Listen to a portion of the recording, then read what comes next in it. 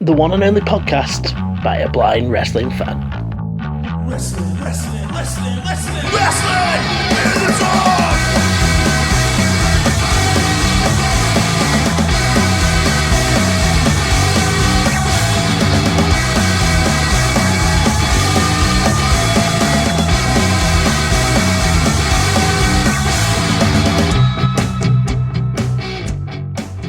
Hey up guys, welcome back to another WITD where it's time to take a look at the Smackdown Tag Team Championship Elimination Chamber match at the Elimination Chamber 2020 pay-per-view.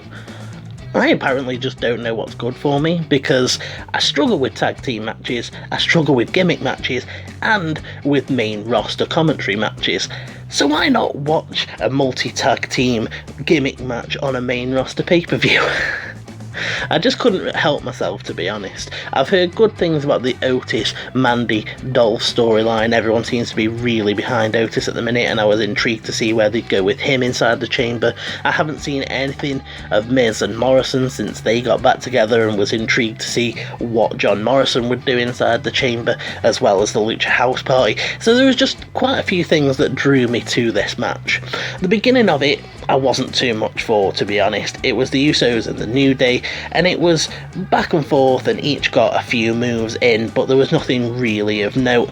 The first proper noteworthy stuff comes as the Lucha House Party get released. They immediately come in, do a double drop kick, one does a springboard cutter, one does a splash, and then Dorado does this trio of moonsaults where he starts on the bottom rope, does one from the middle rope, does one from the top rope, and I was like, that is cool. If I could still do the 2K games, this would be in my Creator Wrestlers moveset in no time, because I just thought it was a really cool spot. Dorado was actually the star of this match for me, just because he had quite a few cool spots and he was in the match quite a bit, so I found him quite interesting. He goes up to the top of the pod, the Usos follow him sort of up there. There's a hockey fight, as Corey calls it, until both luchas do dives and take out the New Day. Miz and Morrison are out next, and they're actually quite effective for a few minutes. They lay out the New Day, they double team Dorado, and Metalik has to save him from a cover. They manage to double team one of the Usos, and then they turn their attention back to Lindsay, and Michael Cole lets me down for the first time by telling me that they plant Dorado and go for the cover, which is unsuccessful. Metalik gives John Morrison a Hurricane Rana from the top of the pod, and I'm like, yes, give me more of this. Then Miz takes too long doing the it kicks on Big E. He gets planted for a cover, and Morrison has to break him out of that.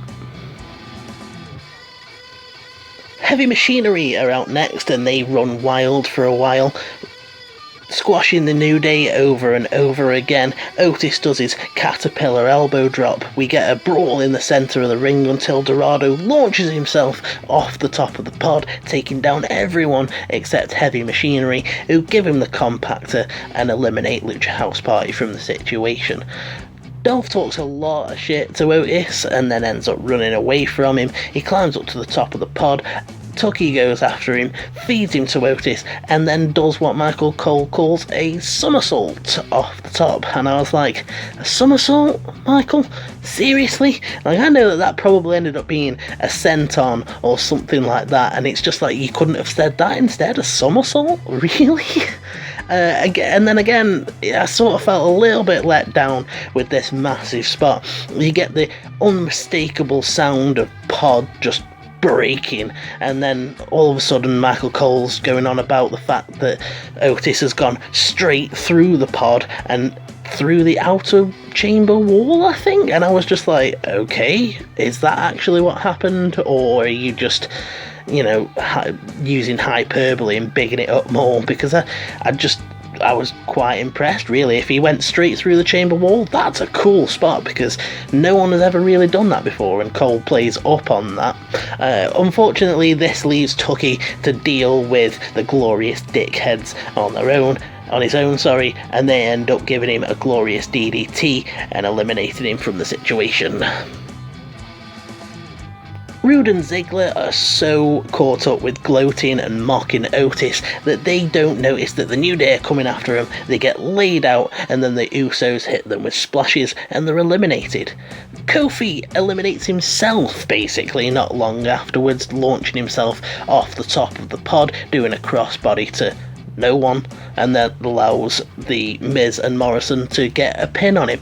Miz gets his knees up on Uso splash. He gives one of them a skull-crushing finale. When the Uso kicks out, he transitions to the figure 4. Morrison gets a Starship Pain, but none of this picks them up the win, so Miz decides, I'm going to do a leverage pin, and that does pick them up the win, so then still the tag team champions. So, I quite enjoyed this really. I only felt like Cole let me down twice with that somersault thing from Tucky and with the planting Dorado one. I hate that on commentary. Oh, he gets planted, he gets drilled. I don't care about any of those. Tell me what the goddamn move is, Michael. I just was pleasantly surprised that I could keep up with as much as I did. Like I said, the Oatis spot I found a little bit confusing because I wasn't sure whether he went through the actual chamber wall or not, or whether he just smashed into it, or I just wasn't particularly sure what happened. But for the most part, I felt like I could keep up with this. I think everyone basically got a time to shine except the New Day and the Usos, who are sort of the veterans of the tag team division at the minute, having held so many tag team championships between them. We did get to see a lot from the Lucha House Party though, with them just being crazy and diving all over the place. Oatis and Tucker got a nice showing. I really like that Oatis was just single-minded and going after Dolph, and unfortunately for Tucky that ended up costing them the match. Miz and Morrison again managing to actually work well as a team, thought they looked good. So really the only ones from this that I felt like didn't get a big spot to stand out in was the New Day and the Usos. But other than that, yeah, I really enjoyed this, and that was a surprise because I was expecting to come out and be like, this was horrible, I couldn't keep up, commentary didn't do well, I was so confused, but I didn't. I actually kept up with it quite well, so well done, Michael, you did your job. If you've got any thoughts on this match, you know where the comment section is, or you can find me on Twitter at Mason_WITD. Leave a like and a subscribe if you're that way inclined. Come back for more Wrestling in the Dark. But for now, I'm off, and you should have a good one.